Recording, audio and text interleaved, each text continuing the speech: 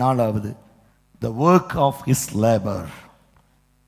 1 கொரிந்தியர் 15:10. the work of his labor.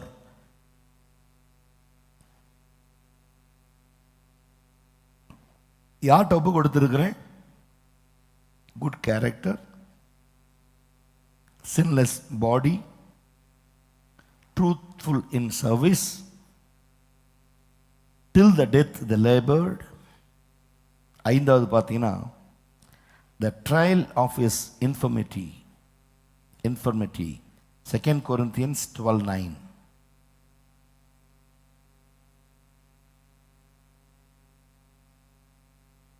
INFIRMITY. ஈக்பலா ஐ போட்டுங்க.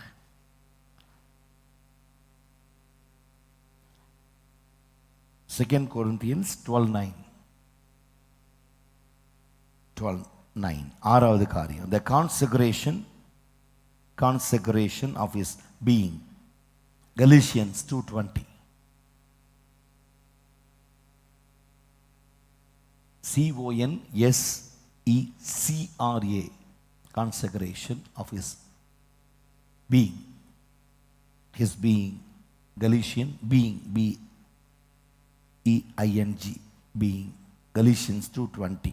7வது the success of his service. Ephesians chapter 3:7. என்ன பார்த்துட்டு இருக்கோம்? நீங்கள் என்னுடைய தலைப்பு என்ன? எபேசியர் 3:7 வருதா? கொட்டேஷன் கொடுத்தாலும் அது எங்கே வந்து முடியணும்? முடியணும். அதனால தான் Paul's deposit. பால் வந்து எங்க தன்னை ஒப்பு கொடு, யார்கிட்ட ஒப்பு கொடுக்கிறாரு? நீ காலையில் ஒரு மனிதர் வந்தார் என்கிட்ட. எனக்கு தெரிஞ்சு ஒரு 17 ஆண்டுகளுக்கு முன்பு நான் அவருக்காய் ஜெபித்திருக்கிறேன். 2 முறை வழியில் பார்த்தோம், சரியா பேச நேரம் கிடைக்கல. அந்த மனிதர் என்கிட்ட வந்தார். கடைசியாக கர்த்தர் எனக்கு ஒரு சபையை கொடுத்துட்டார். அவர் சொன்ன வார்த்தை என்ன சொல்லுங்க சத்தமா? கொடுத்துட்டாருன்னா அல்லேலூயா ஆமீன் சொல்றதுக்கு ஒன்றும் இல்லை. அதுக்கப்புறம் சொல்றேன். 50,000 வாடகை கேட்டாங்க. நான் இப்படியோ பேசி 25,000க்கு ஒப்பு கொடுக்க வச்சுட்டேன். 5,000 மட்டுமே கொடுத்துருக்குறேன். இன்னும் 20,000 கொடுக்கல. இப்போ மொத்தமாக 20 பேர் வராங்க. ஒரு இன்ஸ்ட்ருமெண்ட் இல்லை, மைக் இல்லை, ஒரு ஃபேன் இல்லை, ஒரு லைட் இல்லை, எதுவுமே இல்லை. ஆண்டவர் சொல்லி 3 நாட்களாக ஜெபம் பண்ணிட்டு இன்னைக்கு தான் ஆண்டவர் சொன்னாராம், ரவி டானியல் பாரு நேற்று ஃபோன் பண்ணார். ஒரு ஊழியக்காரராய் கூப்பிட்டேன், வாங்கன்னு வந்து பேசுங்கன்னு சொன்னால் வந்து பேசினார். சொன்னேன், ஒருவேளை சபை இந்த 7 நாள் ஃபாஸ்டிங் இருக்குது, இடைப்பட்ட நாட்டில் உங்களுடைய சபையை விசிட் பண்ண முடிஞ்சால் சபைக்கு இருக்கக்கூடிய சில லீடர்ஸ் எல்டர்ஸ் இருக்காங்க, அவங்கள அனுப்புகிறேன். சபையை பார்த்துட்டு ஒருவேளை கர்த்தர் எனக்கு அந்த பாரம் கொடுப்பாரானால் அதை செய்வோம். இது வந்து ஆண்டவர் கொடுத்திருந்தா என்கிட்ட கேட்டிருக்க வேண்டிய அவசியம் இல்லை. எனக்கு ஆண்டவர் தூங்க விடாமல் என்னை எழுப்பி போயிட்டு அந்த சபையை போய் பாடுறா, போய் ஒரு உதவி செஞ்சுட்டு வான்னு ஆண்டவர் சொல்லியிருப்பார். இன்னைக்கு வரைக்கும் நம்ம எப்படி நீங்கள் என்ன கொண்டு வந்தீங்க, என்ன இன்வெஸ்ட்மெண்ட் பண்ணீங்க, எப்படி இவ்வளோ பெரிய சபையாக மாற்றினார்னா ஒன்னே ஒன்று சொல்ல, எனக்கு எதுவுமே தெரியாதுங்க. அவர் கொடுத்தாரு, நடத்திக்கிட்டு இருக்கேன். நடத்திக்கிட்டு இருக்கோம், அவ்வளோதான். இல்லை எந்த ஒரு அதாங்க without no pain no gain. கஷ்டப்படணும். சின்னதாக கஷ்டப்பட்ட பிறகு தான் இன்றைக்கி இவ்வளோ தூரம் தேவன் ஆஸ்வதிச்சிருக்கிறேன். அப்போது இன்றைக்கி சொன்னார், என்னோட கூட இருந்த உதவி போதகர்கள், அவங்கள நம்பி நான் போனேன். அவங்க சொன்னாங்க, உனக்கு சபை கட்டி கொடுக்குறேன், பெரிய இடம் வாங்கி கொடுக்குறேன் எல்லாம் சொல்லிட்டு கடைசியில் நடுத்தெருவில் நிற்க வச்சுட்டு போயிட்டாங்க. நான் நம்பினவர்கள் என்னை கைவிட்டுட்டாங்க, நடுத்தெருவில் நிற்க வச்சுட்டு போயிட்டாங்க. அன்றைக்கி நீங்கள் ஜெபம் பண்ண 17 வருஷத்துக்கு மேலே ஜெபம் பண்ணும்போது சொன்ன வார்த்தை இன்றைக்கி என் வாழ்க்கையில் நடந்துக்கிட்டு இருக்கு பாஸ்டர். யோசிச்சு பாருங்க. அப்போது பவுல் தன்னை யார்கிட்ட ஒப்பு கொடுக்கிறார்? அப்போ அழைக்கப்படுகிற அழைப்பை கவனித்து பாருங்கள். நீங்கள் அழைக்கப்பட்ட விதத்தை கவனித்து பாருங்க. If you want to start your own, you cannot perform anything. உங்கள் ஒரு ஆத்ம திருப்திக்காக தான் இதை செய்வீங்க. ஆண்டவருடைய அழைப்பை அல்ல, ஆத்தும திருப்தி, த சாட்டிஸ்ஃபேக்ஷன் ஆஃப் சோல். எப்போதுமே நம்ம சாட்டிஸ்ஃபை ஆகிடக்கூடாது. இந்த சபையில் எத்தனை பேர் இருக்காங்க? 228 பேர். அப்படின்னா 228 ஃபேமிலிஸ்ன்னு சொன்னால் அது எப்படி எக்ஸ்பேண்ட் பண்ணுறாருன்னு பார்த்தீங்கன்னா அது தொடர்ந்து வந்துக்கிட்டே இருக்கும். இந்த மாதத்தில் ஒரு 8 பேரை உறுப்பினராக சேர்த்துருக்கணும். இந்த மாதம், அடுத்த மாதம் எவ்வளோன்னு தெரியாது, ஆண்டவர் கொண்டு வந்து சேர்த்துக்கிட்டு இருக்கிறாரு. இப்போ இவங்கெல்லாம் நம்ம முன்ன பின்ன பார்த்துடாத ஆட்கள். யாரை கொண்டு செய்கிறாரு? உங்களை கொண்டு செய்கிறார். இப்போ உங்களுக்குள்ள ஏற்கனவே விதை தானிய கர்த்தர் ஊழியத்தின் பாரத்தை கொடுத்துட்டார். இப்போ நீங்கள் உங்கள் ஊழியம் ஆத்துமாக்களை ஜெபத்திலோ அற்புதங்களினாலோ அதிசயங்கத்தினாலோ அடையாளத்தினாலோ அல்லது நீங்கள் பெற்ற தேவனாலே பெற்ற கிருபையினாலே அந்த ஊழியத்தை செய்கிற பொழுது அந்த ஆத்துமா ரட்சிக்கப்பட்டு அனுதினமும் சபையிலே கொண்டு வந்து சேர்க்கிறார். இந்த சபைக்கு வந்த ஆத்துமாக்கு நீங்க செய்ததை போல நான் அல்ல, ஒரு படி மேலே செய்யணும். அது சுவிசேஷ வார்த்தை. அப்போ அது களங்கம் இல்லாத ஒரு ஞானம். அடல்ட்ரேஷன் இருக்கவே கூடாது. வசனது என்ன இருக்கக்கூடாது? மிகுதியா எதையுமே கலக்கக்கூடாது. பிரசங்கம் அப்படின்னா அந்த பிரசங்கம் இன்றைக்கு உங்களுக்கு எப்படி இருக்கணுமோ அதுதான் மட்டும்தான் மண்டையில் சேரணும் இல்லையா? வேறு பிரசங்கங்களையும் நம்ம பண்ண முடியாது. கிறிஸ்துவை மகிமைப்படுத்தாதது பாவம். இப்போ இன்னைக்கு the worldly wisdom and worldly knowledge cannot, but it will satisfies you. ஒரு மனுஷன், ஆப்பிரிக்காவை சேர்ந்த ஒரு மனிதன், திடீர்னு ஐநாளை கூப்பிட்டு அவர் பேச வச்சாங்களாம். 25 நிமிஷம் பேசியிருக்கான். He is having a complete worldly wisdom. 25 நிமிஷம் ஐநா சபையில் பேசியிருக்கான். கரங்களை தட்டி தட்டி தட்டி தட்டி அவங்களே சோர்ந்து போயிட்டாங்க. இந்த மனுஷன் அக்செப்ட் பண்ணிக்கிட்டு, அப்போ அவங்க கொடுத்த பரிசு, ஐநா கொடுத்த பரிசு எத்தனை தெரியுமா? அவனுடைய 4 தலைமுறைக்கு சொத்து சேர்க்கும்படியான ஒரு தொகை, பெரும் தொகையை கொடுத்தாங்க ஐநா சபை. they very much appreciated but nothing for their souls. அது ஒரு ஆர்த்தர் எழுதுறார். இந்த மனுஷன் 25 நிமிஷம் ஐநா சபையில் பேசினது அங்கே உட்கார்ந்துருந்த அத்தனை நாடு, யுனைடெட் நேஷனில் இருக்கிற அத்தனை பேரையும் திருப்திப்படுத்துச்சு. ஆனால் அவர்களை திருப்திப்படுத்தின வார்த்தை ஆத்துமாவை திருப்திப்படுத்தலை. அதே நீங்கள் பார்த்தீங்கன்னா 1974ஆம் ஆண்டில் இதே பில்லி கிரகம் யுனைடெட் நேஷனில் அழைக்கப்பட்டார். அதில் 3 நாடுகள் கிறிஸ்துவ நாடாய் மாறிடுச்சு. யோசிங்க பார்க்கலாம். அப்போ இவரு கொண்டு போனது என்ன? உலக ஞானம் கொண்டு போனது என்ன? அவ்வளோ பேர் அப்ரிஷியேட் பண்ணான். ஒருத்தனாவது இயேசுவை அக்செப்ட் பண்ணானா? இல்லை. இன்றைக்கு நீங்கள் பேசுகிற வார்த்தை சாது உலகத்தினுடைய ஞானத்தினால் அல்ல, கிறிஸ்து எனக்கு அளித்த கிருபை. சொல்லுங்க பார்க்கலாம். நான் ஜெபிக்கிறேன், கிறிஸ்து எனக்கு அளித்த கிருபையில ஜெபிக்கிறேன். கிறிஸ்து எனக்கு அளித்த ஊழியத்தை நான் செய்யறேன். கிறிஸ்து எனக்கு கொடுத்த ஞானத்தினாலே பேசுகிறேன் அப்படின்னு சொல்லி பாருங்க. உன் ஜெபமும் உன் பிரயாசமும் வீணா போவதில்லை. ஏன்னா அவர் ஒரு பாரம், ஒரு ஆத்மாவுக்கு ஜெபிக்க பாரம் கொடுக்கிறான்னா அந்த ஆத்மாவை விடுவிக்கிறது அவருடைய நிலைமையா இருக்கு. அது அவரே விடுவிச்சுட்டு போயிடலாம். ஏன் உங்கள்கிட்ட சொல்லி ஜெபம் பண்ண சொல்றாரு? அது உன்னால் நடைபெற வேண்டிய பெரிய கிரியை. உன்னை இன்னும் திடப்படுத்துவதற்கு, உறுதிப்படுத்துவதற்கு, உன்னை பலப்படுத்துவது தான் அந்த பாரத்தை உன் மேல கொடுக்கிறார். நீங்க ஆரம்ப நாட்களில் உங்களுக்கு தெரியாத ஒரு நபரை சொல்லுவார், இவங்களுக்காக நீ ஜெபம் பண்ணு. யாருன்னு தெரியல ஆண்டவரே, தெரிஞ்சாதான் ஜெபம் பண்ணுவியா? தெரியாமையே ஜெபம் பண்ணு. அந்த ஒரு நாள் ஒரு ஆத்மா சொல்லணும், எனக்கு இந்த பேர் உள்ளவங்க ஜெபம் பண்ற மாதிரி கர்த்தர் எனக்கு காமிச்சார். அதுக்கு நீங்க பார்த்தீங்கன்னா பவுலை எடுத்து பாருங்க. பவுல் சவுலா இருக்கும்போது கண்களில் மீன் செதிலை போல ஒன்று. இவருக்கும் சொல்றாரு, ஒருத்தன் உன்னைக்கா ஜெபம் பண்ணுவான், நீ போய் ஜெபம் பண்ணுன்னு சொல்றது அவர் தான். இந்த வேலையை அவரே பண்ணியிருக்கலாமே. ஏன் ஆவியானவர் ஒரு மனுஷனை தேர்ந்தெடுக்கணும்? அப்படி தேர்ந்து எடுக்கப்பட்டவர்கள், பிரித்து எடுக்கப்பட்டவங்க தான் இந்த சபை. Praise the Lord. அப்போ நீங்க எப்பொழுதுமே ஜெபத்திலே இருக்கும் பொழுது அந்த பகுதியை அப்போஸ்தலர் நடவடிக்கையில் வாசித்து பாருங்க. பவுலுக்காக ஜெபம் பண்ணும்படி யார் ஏவுறார்?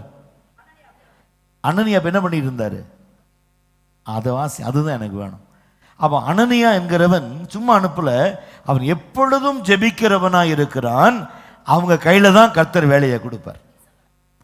நான் தூங்கிட்டு நல்லா சாப்பிட்டு அப்போ தான் படுத்தேன் பாருங்க, ஆவியானவன் எழுப்பி போன்ட்டாரு. அவங்களை எப்போதுமே கூப்பிட மாட்டார். வாசிங்க.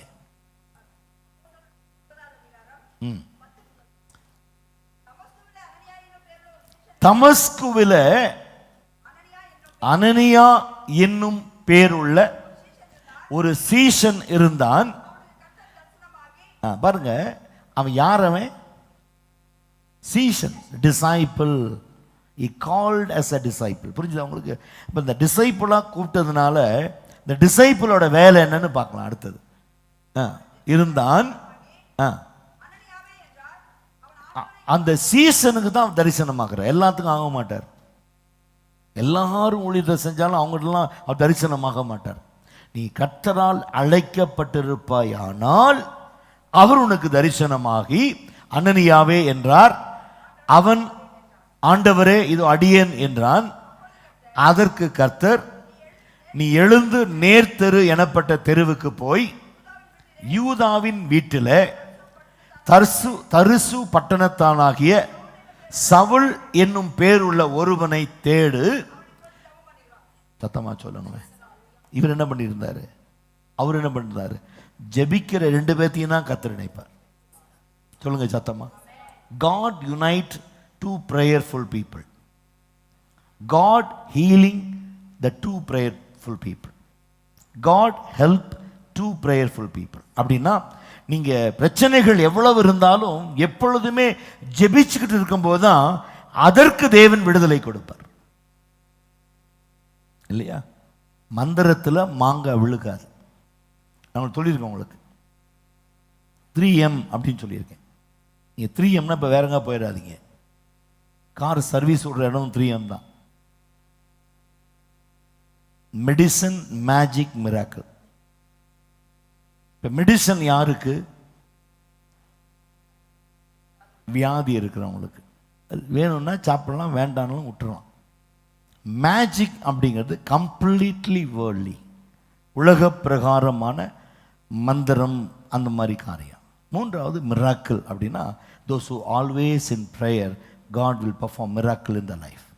இப்போ 3M அப்படின்னு சொல்கிறது மெடிசன், மேஜிக், மிராக்கிள்.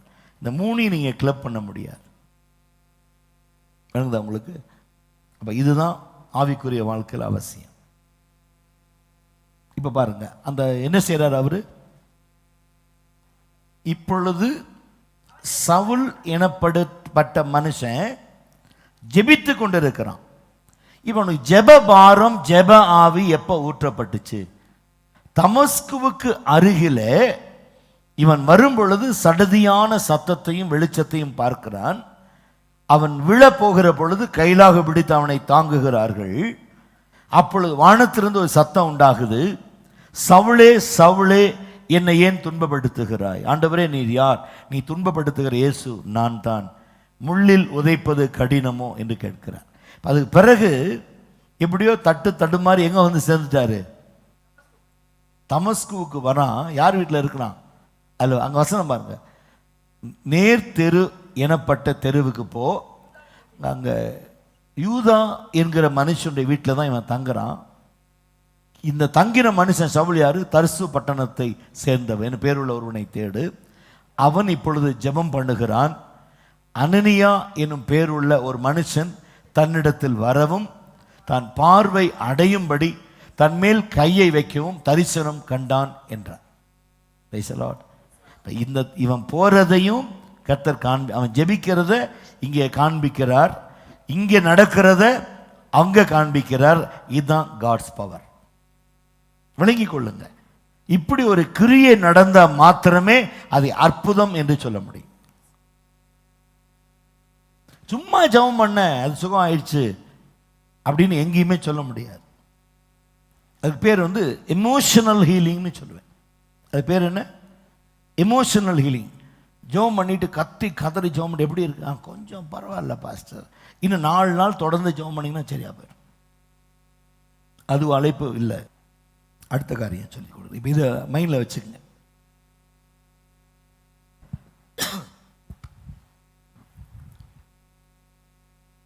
இந்த கிரியைகள் நடந்தால் மாத்திரமே நம்ம தேவனுக்குள்ள இருக்க முடியும். இந்த மெடிசன் வந்து ஆல்வேஸ் நீடட். அதாவது பிணியாளிக்கு வைத்தியம் தேவைன்னு பைபிள் இருக்கு. மெடிசன் சாப்பிட்டவங்க யாராவது பைபிள் இருக்காங்களா? சொல்லுங்க பார்க்கலாம். இல்லை. தெரியுமா? தெரியாதா? டாக்டர்கிட்ட போய் ஃபெயிலியர் ஆயிடுச்சு. மெடிசன் இருக்கு உலகத்தில். பிணியாளிக்கு வைத்தியம் தேவை. சரி, அடுத்த காரியம் எழுதி கொள்ளுங்க. Paul's exhortation and testimony. நேரம் இருக்குமானால் இதை நான் கம்ப்ளீட் பண்ணுறேன், சரிங்களா? அடுத்தது பாலுடைய செய்தி கூட நான் சொல்லிக் கொடுக்குறேன் உங்களுக்கு. Paul's message. இப்போ பிலிப்பியர் 4ஆம் அதிகாரத்தை திருப்பிக் கொள்ளுங்க. பிலிப்பியன்ஸ் சாப்டர் 4 எடுத்துங்க.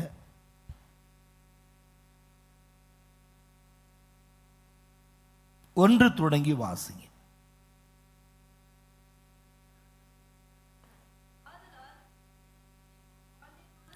எனக்கு பிரியமும் வாஞ்சையுமான சகோதரரே,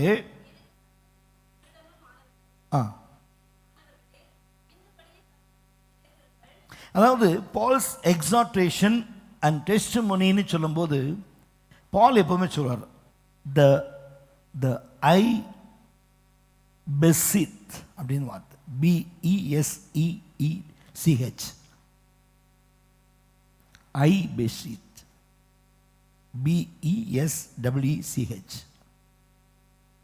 பெசித் ஆஃப் எக்ஸார்டேஷன். பிலிப்பியன்ஸ் சாப்டர் 4:2 இருக்கு. பெசிச் ஆஃப் எக்ஸார்டேஷன். நம்பர் 2 பார்த்தீங்கன்னா the I entreat of affection. I எப்பவுமே ஐ ஆட் பண்ணிங்க. entreat, ENTREAT, entreat of affection.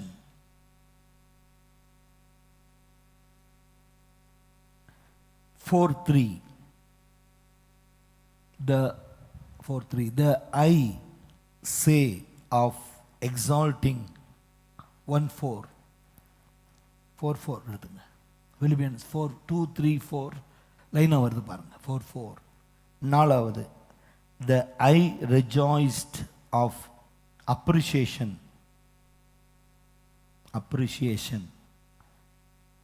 Philippians 4:10.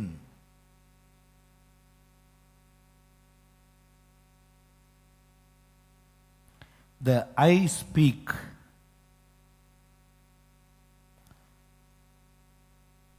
I have, and I am, of contentment. I speak, I have, and I am, of contentment. 4:11.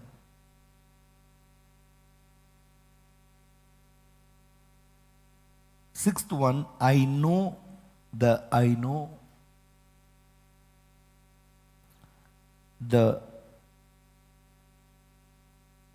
know and the I am of initiation.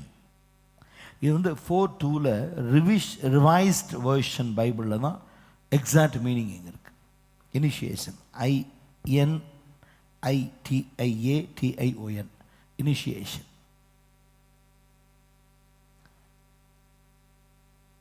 4:12 RVன்னு போட்டுங்க. Revised வெர்ஷனில் தான் இது exact meaning வரும் உங்களுக்கு. 7வது I can of ability. 4:13 the I can of ability. 4:13.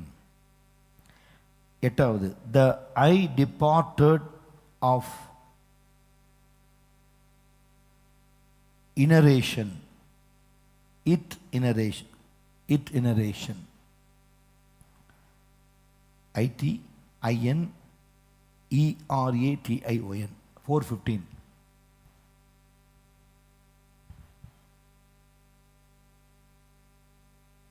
இட்டினிடியேஷன் 4:15. 9th வந்து ஐ desire of fruitfulness. இது எத்தனை ஆண்டுகள் ஆனாலும் உங்களுக்கு பிரயோஜனமாக இருக்கக்கூடிய பகுதிகளை தான் உங்களுக்கு டீச் பண்ணிக்கிட்டு இருக்கேன். 2002 3 90s 7 8 எழுதுனெல்லாம் இன்றைக்கி போய் பார்த்தோன்னா அப்படியே இன்னைக்கு பேசுவதை போல் இருக்கு. நான் பல நேரங்களில் நான் ஸ்பிரிச்சுவல் ரெனிவேஷன் பண்ணுறதுக்கு நான் பழைய புஸ்தகங்களை தான் எடுத்து வச்சுக்குவேன். பழைய புஸ்தகங்கள் எழுதின பழைய நோட்டுகளை தான் எடுத்து நான் ரெஃபர் பண்ணுறேன் இன்னைக்கு. இப்போ அன்னைக்கு தேவன் கொடுத்த காரியம் பார்த்தீங்கன்னா இதே மாதிரி தான். கூட்டம் முடிந்த பிறகு பாதி பிரசங்கத்தை முடிச்சுட்டு அதில் சின்ன ஒரு கோடு போட்டுருவேன், இவ்வளோ தான் பண்ணியிருக்கேன், மீதி ஒரு நாள் சொல்லலான்ட்டு. அதுக்கப்புறம் சமயம் வாய்க்கலை அப்படின்னு சொன்னால் அது அப்படி பாதியிலே நிற்கும், அந்த ஹேங்கிங் ஆகிட்டே இருக்கும். இப்போ நான் சில பகுதிகள் எடுத்து பார்க்கும்போது கிட்டத்தட்ட 30-35 மெசேஜ் வந்து பாதி தான் கொடுத்துருக்குறேன் அன்னைக்கு. இன்னைக்கு கூட பாருங்கள், நேரம் குறைவாதனால தான் நம்ம என்ன பண்ண முடியல. எபேசியர் 3:7 வந்து நம்ம அதிகமாக டச் பண்ண முடியல. 10வது காரியம் 9th வந்து 4:17. Okay, 10th one, the I have and the I am of sufficiency. 4:18. நீங்கள் வசனங்களை தியானிக்கணும் என்று நினைச்சீங்கன்னா தாராளமாக தியானிக்கலாம். ஓகே, அது தியானிப்பதற்கு காரியங்கள் இருக்கு. இப்போ பால் வந்து அவர் பிரசங்கத்தை வந்து எப்படி லீட் பண்ணிட்டு போனார். இப்போ வந்து பாலுக்கு வந்து ஒரு ஆப்ஷன் இருக்கு, எதை பண்ணணும்னு ஆவியானவர் சொல்லி கொடுக்குறார். இப்போ நமக்கு வந்து அந்த ஆப்ஷன் இல்லை. இன்றைக்கி இந்த ஜெபம் பண்ண கர்த்தர் வசனத்தை கொடுத்தாருன்னு சொல்கிற மாதிரி இல்லை. இந்த கேலண்டரில் ஏற்கனவே நமக்கு கொடுக்கப்பட்ட ஆயிற்று. அதைத்தான் நம்ம வந்து மெசேஜாக ப்ரிப்பேர் பண்ணிடுவோம். நான் அடிக்கடி சொல்வேன், அதைத்தான் மெசேஜாக நம்ம ஆயத்தப்படுத்திட்டு வரணும். அப்போ அப்படி ஆயத்தப்படுகிற பொழுது நமக்கு இதை வச்சு உங்களால் மெசேஜ் கொடுக்க முடியுமா, அதை வச்சு ஒரு மெசேஜ் கொடுங்கிற மாதிரி தான் இப்போ நம்ம பண்ணிக்கிட்டு இருக்கோம். ஆனால் பால் had a message from his master. அவர் எங்கிருந்து பிரசங்கம் கிடைச்சதான் பாலுக்கு? அவருடைய master. Message, Paul had a message from his master, and was faithful in giving it. அப்போஸ்தலனாகிய பவுலுக்கு வந்து அவருடைய ஒரு நல்ல தலைவனாய் ஏற்றுக்கொண்டவற்றிருந்து அந்த செய்தி கிடைக்குது. அது எப்படி ரெப்ரசன்ட் பண்றாராம் Paul? and was faithful in giving it. அப்போ தேவனிடத்திலே நான் பெற்றுக்கொண்டதை விசுவாசத்தோட நான் அதை கொடுக்கணும்.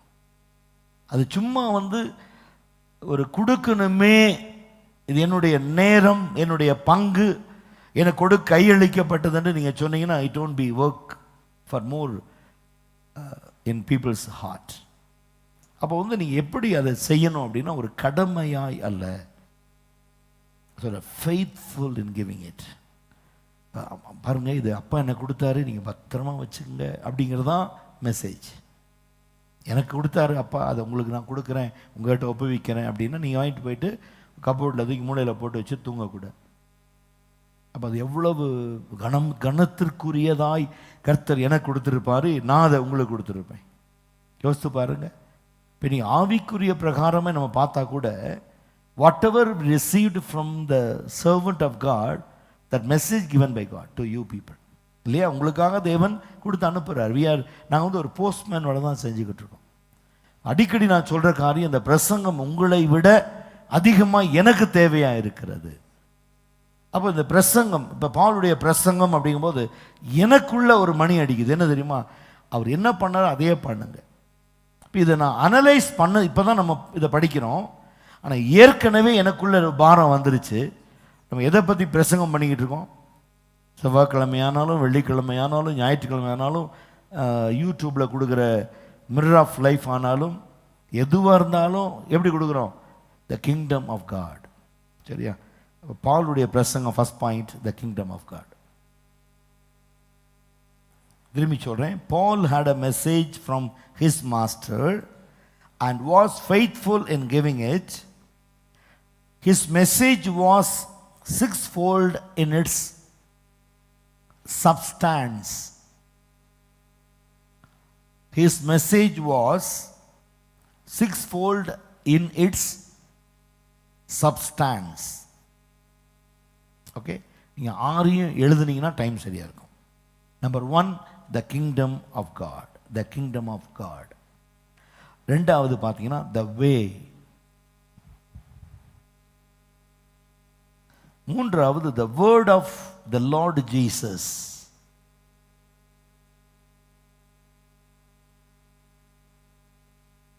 நான்காவது த ரிப்பன்டன்ஸ் டுவர்ட்ஸ் காட்.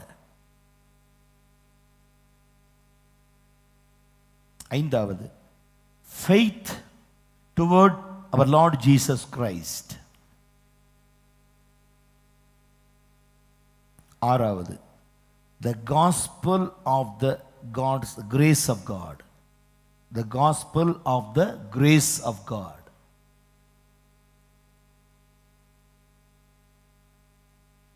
விளங்குதா உங்களுக்கு? இந்த பிரசங்கம் பூரா பால் எங்கிருந்து நம்ம பார்க்கலாம் அப்படின்னா ஆக்ட்ஸ் சாப்டர்லேருந்து எடுக்கலாம். ஆக்ட்ஸ் சாப்டர்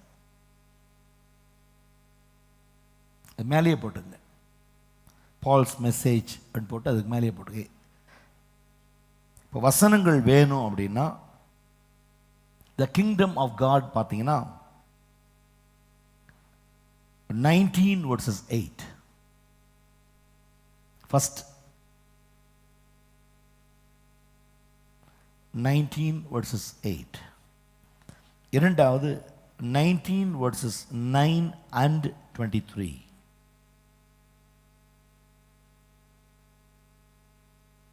மூன்றாவது 19 verses 10. நாலாவது 20 verses 21.